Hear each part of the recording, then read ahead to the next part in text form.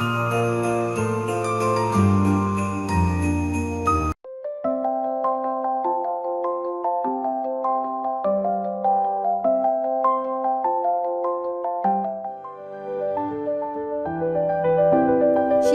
9일) 월요일.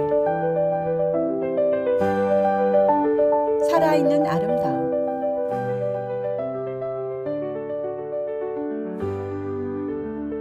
대림절이 되면 교회마다 성탄의 기쁨을 담은 장식으로 가득합니다. 예배당에는 대림절 촛불이 밝혀지고 초 주변에는 아름다운 꽃장식이 더해집니다. 대림절 기간인 4주 동안 유지해야 하기에 생화 대신 조화로 꾸미는 경우도 많습니다. 요즘 조화는 정말 정교하게 만들어져 만져보지 않으면 생화와 구분하기 어려울 정도입니다. 그런데 조화와 생화를 구분하는 간단한 방법이 있습니다. 바로 상처를 찾는 것입니다. 생화에는 작은 흔적들이 있습니다. 꽃잎이 살짝 시들거나 잎사귀가 찢어졌다가 아문 자국, 가지에 난 흠집들. 이런 흔적은 꽃이 살아있다는 증거입니다. 반대로 조화에는 그런 상처가 없습니다. 우리 삶도 마찬가지입니다. 상처는 두려워하거나 감추어야 할 것이 아닙니다. 오히려 그것은 우리가 살아있다는 증거입니다. 하나님께서는 우리가 흠없는 모조품처럼 완벽하기를 바라지 않으십니다. 상처가 있어도 생명력 넘치는 생화처럼 우리의 믿음도 살아있기를 원하십니다. 하나님 나라를 아름답게 장식하는 데 쓰임받는 우리의 삶은 때로 상처를 통해 더욱 빛날 수 있습니다.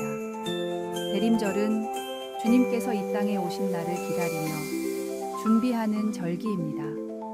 예수님의 손에는 십자가에서 남긴 못자국이 있습니다. 그 못자국이야말로 세상을 향한 하나님의 사랑을 가장 깊이 증명하는 상처입니다. 상처는 아픔이지만 동시에 사랑이고 희생이며 생명의 흔적입니다. 대림절을 맞아 우리의 삶도 주님의 손처럼 상처로 인해 더 아름다운 이야기를 담기를 소망합니다. 살아있는 믿음으로 우리 삶을 하나님 나라를 위한 생명력 있는 꽃으로 피워봅시다. 오늘의 말씀. 이것을 너희에게 이르는 것은 너희로 내 안에서 평안을 누리게 하려 함이라. 세상에서는 너희가 환난을 당하나 담대하라. 내가 세상을 이기었노라. 오늘의 만나. 상처를 두려워하지 말고 그 안에서 생명을 피워내시는 하나님의 은혜를 믿으며 살아가십시오.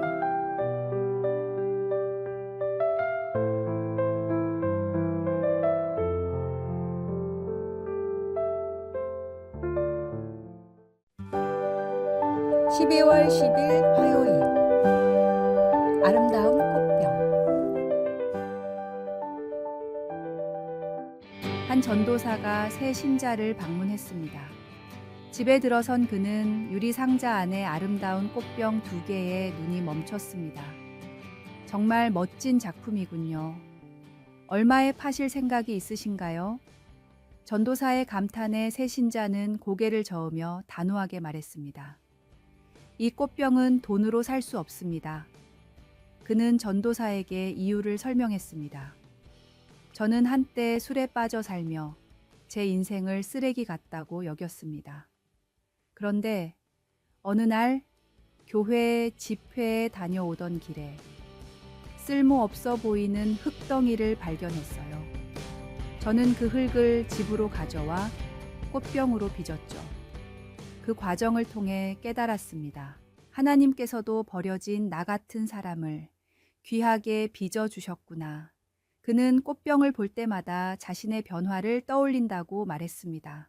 하찮아 보였던 흙덩이처럼 우리도 때로 자신을 하찮게 여길지 모릅니다. 그러나 하나님의 손에 맡겨질 때 우리는 가장 아름다운 작품으로 빚어질 수 있습니다. 중요한 것은 남들의 시선이 아니라 우리 안에 숨겨진 가능성을 믿고 하나님께 내어 맡기는 것입니다. 우리 각자는 독특한 작품입니다. 다른 사람의 평가나 시선에 흔들리지 마십시오. 하나님께서는 당신을 보시고 이미 그 안에 숨겨진 특별한 가치를 알고 계십니다. 흙덩어리 안에 감춰진 아름다움을 믿으십시오. 오늘의 말씀. 우리가 이 보배를 질그릇에 가졌으니 이는 심히 큰 능력은 하나님께 있고 우리에게 있지 아니함을 알게 하려 함이라. 오늘의 만나. 오늘 하루 자신의 부족해 보이는 부분을 새로운 시각으로 바라보며 그것이 어떻게 특별한 강점이 될 수 있을지 구체적으로 적어보시기 바랍니다.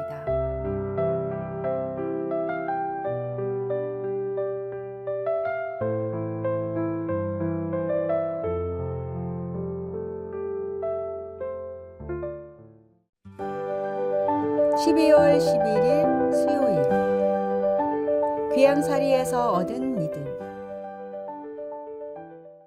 1904년 이주는 나라를 위해 분연히 일어선 투사였습니다. 친일 조직인 일진회의 횡포에 맞서 공진회를 결성하며 친일파의 부당함을 탄핵했습니다. 그러나 그의 정의로운 외침은 모략에 휘말려 3년형을 선고받고 같은 해 12월 24일 이주는 황주의 외딴섬 철도로 유배를 떠났습니다. 차가운 바람이 그의 뺨을 스쳤고 손에는 성경 한 권이 들려 있었습니다. 당시 연동교회를 다니긴 했지만 그의 신앙은 아직 깊지 않았습니다. 외딴섬의 정막 속에서 이주는 전혀 다른 세상과 마주했습니다. 고독이 짙게 깔린 밤마다 성경을 탐독하며 그는 깊은 신앙의 세계로 빠져들었습니다. 끝없이 이어지는 파도 소리는 그의 마음에 울림을 주었고 그는 깨달았습니다. 예수님의 성스러운 십자가의 피로 인한 의가 나에게도 필요하다. 유배라는 고난이 없었다면 그는 그저 성경을 지나쳤을 것입니다. 그가 기록한 바에 따르면 유배의 시간은 단순한 고난이 아니라 구원의 초청이었습니다.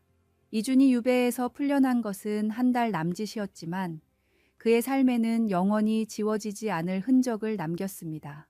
고통은 그를 무너뜨리지 않았습니다. 오히려 영혼의 뿌리를 깊게 내려 주님의 은혜로 살게 했습니다. 초대교회의 신앙이 박해 속에서 자랐듯 한국교회의 믿음도 고난 속에서 깊어졌습니다. 바다의 풍랑이 산소를 만들고 거친 바람이 나무의 뿌리를 깊게 하듯 우리에게 닥치는 고난은 결코 무의미하지 않습니다.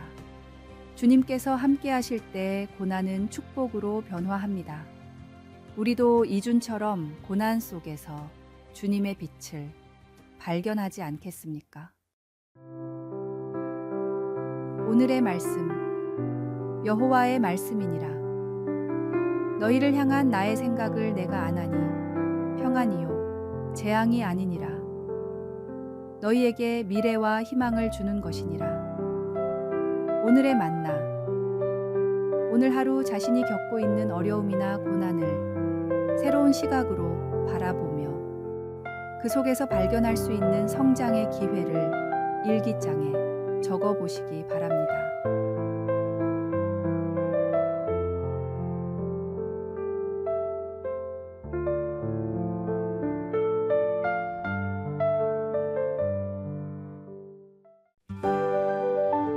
(12월 12일) 목요일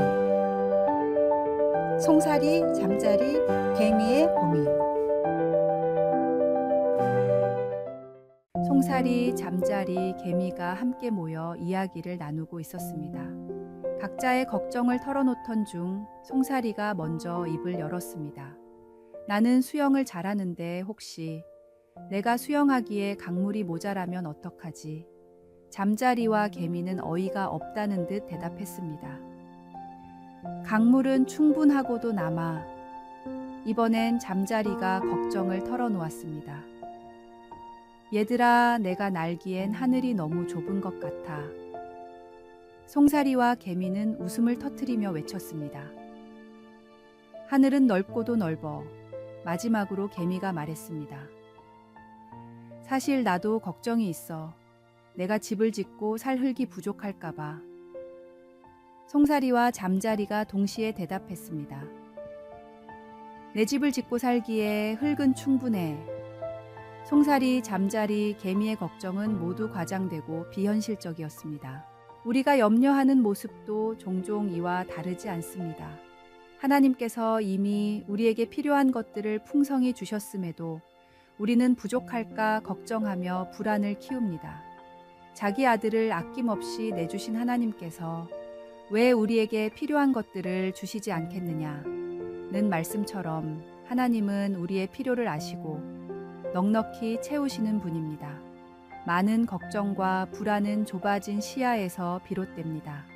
한 걸음 물러나 더 넓게 바라보면 우리에게 주어진 것들이 충분하고도 넘친다는 사실을 깨닫게 됩니다.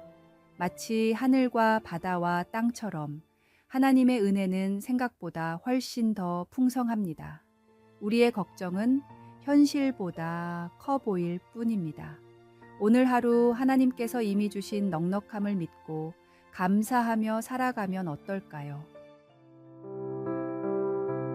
오늘의 말씀. 공중의 새를 보라.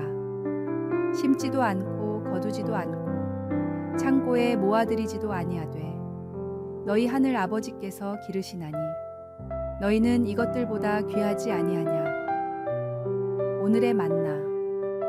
하나님께서는 이미 우리에게 필요한 모든 것을 풍성히 채워주셨습니다. 우리의 걱정은 종종 현실보다 과장된 것이니 하나님의 은혜를 믿고 감사하며 살아갑시다. 부족함이 아니라 넘치는 은혜를 볼 수 있는 눈을 구합시다.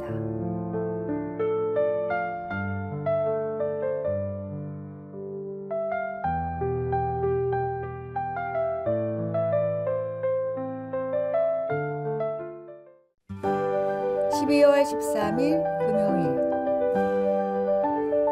진정한 신앙인.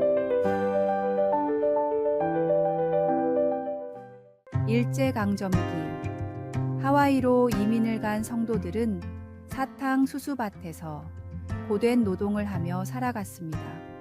주일이 되면 예배를 드리기 위해 교회로 달려갔지만 농장 주인은 화를 내며 경고했습니다.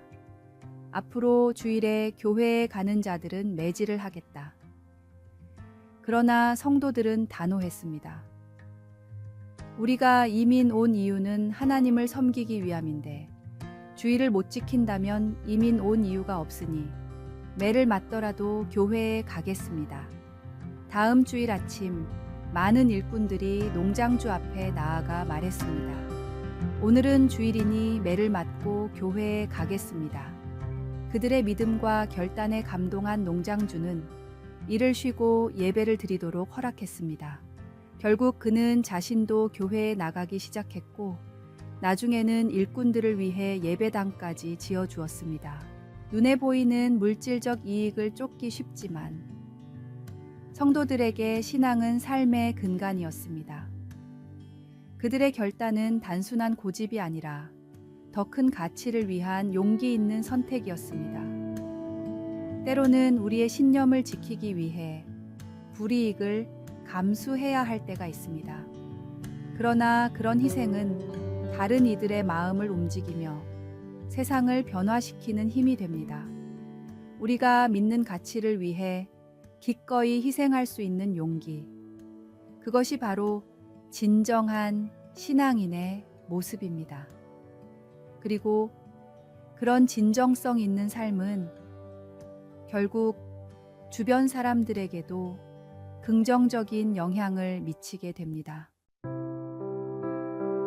오늘의 말씀. 믿음이 없이는 하나님을 기쁘시게 하지 못하나니 하나님께 나아가는 자는 반드시 그가 계신 것과 또한 그가 자기를 찾는 자들에게 상 주시는 이심을 믿어야 할지니라.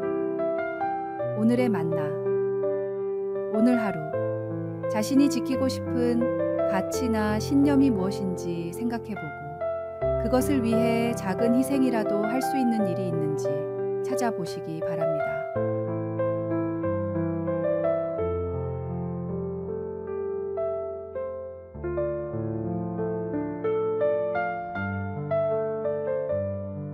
아래의 빨간색 글자 구독을 누르시어 더 많은 전도의 열매를 맺으시기를 기도합니다.